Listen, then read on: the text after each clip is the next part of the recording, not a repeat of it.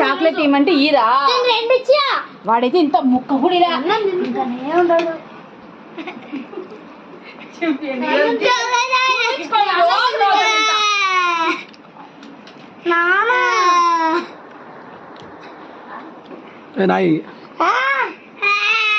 తల్లి ఏమడిగినా పిల్లలు తల్లి అడిగితే ఈరా తల్లి తల్లి లేదంటే మీకైతే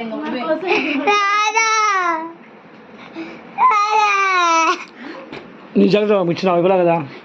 తక్కువ 10 పీసులు 7 పీసులు ఇచ్చిన.